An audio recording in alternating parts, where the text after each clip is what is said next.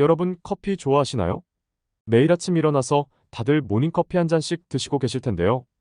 이 커피가 잘못 먹으면 부작용이 생긴다고 합니다.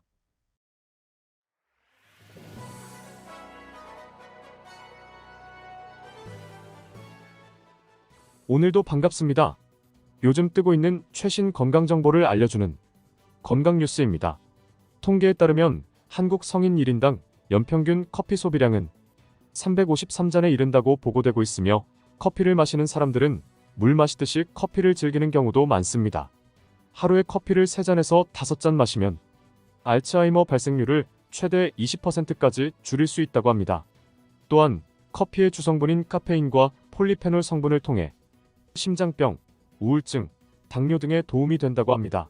하지만 이에 따른 부작용들도 함께 보고되고 있어서 평소에 자주 커피를 섭취하는 경우에는 아래에서 소개할 내용들을 주의 깊게 검토하고 섭취하는 것이 좋을 것 같습니다. 수많은 전문가들은 커피가 인체에 긍정적인 영향을 미치는 것은 사실이지만 잘못된 섭취는 오히려 큰 문제를 야기할 수 있다고 언급합니다.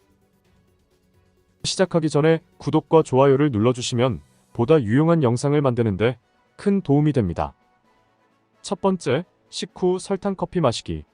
식사 후 가벼운 입가심으로 커피를 마시는 것은 심각한 부작용을 일으킬 수 있습니다.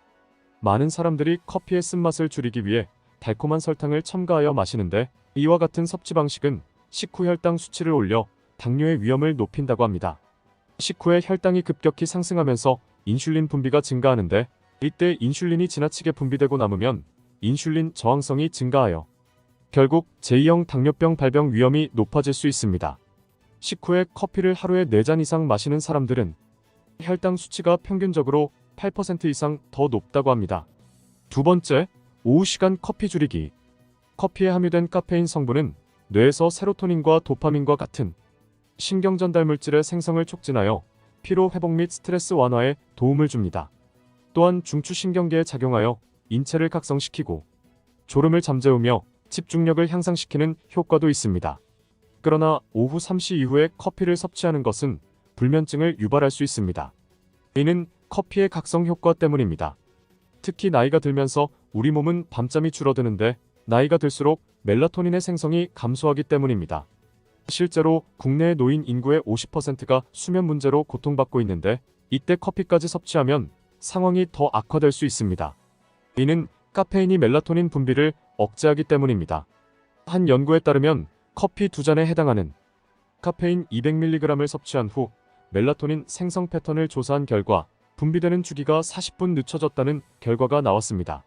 이는 반복적으로 과도한 카페인 섭취로 인해 멜라토닌 생성 시계가 계속 밀리면서 낮과 밤의 24시간 주기가 어긋나며 결국 수면 패턴이 깨지고 불면증을 겪을 수 있다는 것을 의미합니다. 따라서 가능하면 오후 3시 이전에 커피를 마시는 것이 좋습니다. 세 번째, 50대 이후 커피 섭취.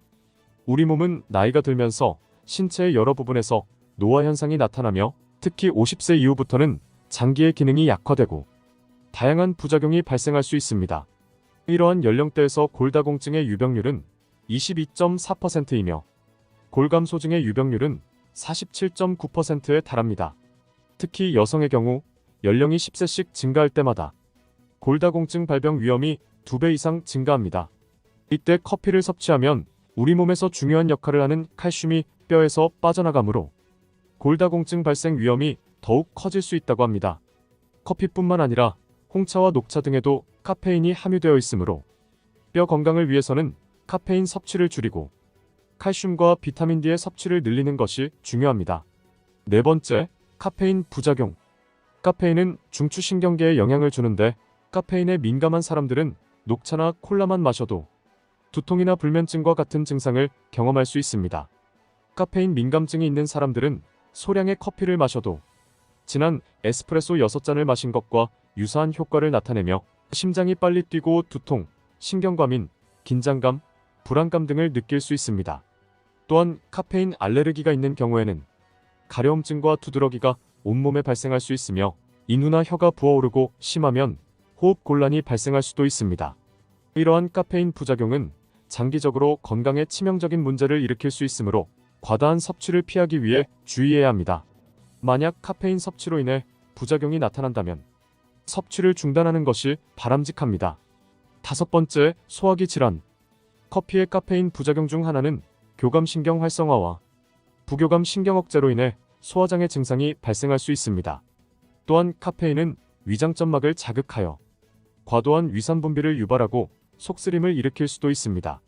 특히 점막이 예민한 상태인 분들이 커피를 섭취하면 카페인으로 인해 극심한 통증이 발생할 수 있으므로 주의가 필요합니다. 만약 일상적으로 식사를 하더라도 속이 쓰리고 답답함을 느끼거나 음식물이 역류하는 등의 증상이 있다면 반드시 커피 섭취를 중단해야 합니다. 다음 시간에도 최신 건강 정보를 들고 다시 찾아오도록 하겠습니다. 내일도 건강 뉴스와 함께하고 싶으시다면 화면에 보이는 것과 같이 구독과 좋아요를 부탁드리겠습니다. 구독과 좋아요는 무료입니다. 시청해주셔서 감사합니다.